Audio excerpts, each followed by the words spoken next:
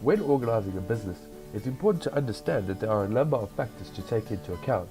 Experts have agreed that some of the most important factors include the environment, the relationship between strategy and structure, the size of the business, and staff considerations.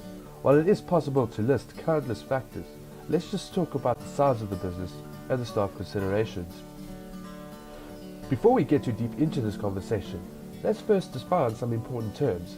The main purpose of any business is to make a profit. In order to achieve this goal, the business leaders will come up with plans, goals, or targets that are set with the intention to ensure success for the business. Managers will divide the staff into different departments or teams to then implement these plans and thus achieve the goals of the company.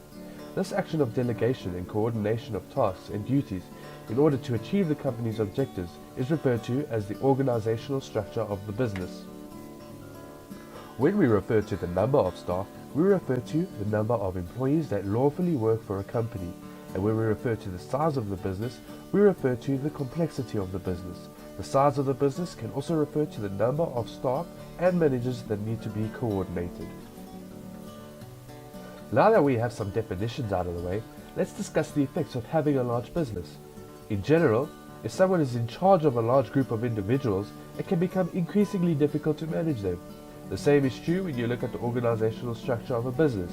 In order to combat these issues, larger businesses will tend to divide the company into smaller divisions called departments. Each department will be in charge of one aspect of the business as a whole. For example, larger businesses will have a sales department, a department dedicated to selling the product or service of the company, or a maintenance department that will be in charge of repairing damaged equipment.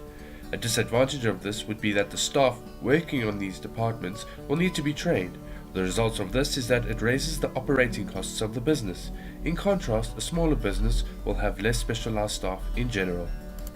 A disadvantage of this is that the staff may not be capable of handling certain tasks. For example, in a smaller business, if there is a maintenance issue, the company may not have the resources to handle the situation themselves. This would result in additional maintenance costs every time something goes wrong. However, in a smaller business, the chain of command is much shorter. The result of this is that conflict within the company will get resolved much quicker. When we look at the staff considerations, we find that there is a close relationship between the size of the business with similar advantages and disadvantages. In general, with larger businesses, the company will have more staff. This means that the company must spend more money on paying the salaries of its employees. To avoid these heavy costs, companies have started downsizing the number of staff, where possible, by implementing strategies such as automation. While this does leave some people without a job, the company will have fewer salaries to pay and increase the profits of the company. In conclusion, the way that a business is organized heavily depends on the size of the business and also the number of staff. It is important to remember that for a business to grow, it must be willing to let its staff grow in number and in skill. However, at times the company must be willing to make sacrifices in order to be sustainable.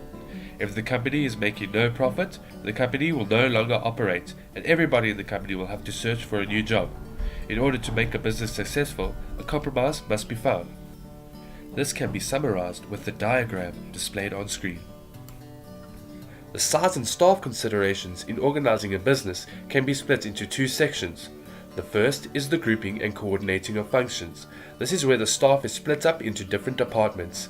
Each department will give a group effort and act in unity to achieve consistency in productivity.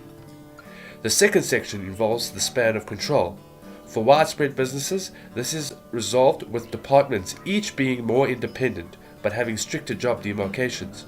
For narrow span businesses, there is closer supervision within the company. There are less departments and each individual might be expected to have a more general skill set. All of these factors help the company reach its organizational goal. I hope you now understand a little more about what it takes to have a successful business. Thank you.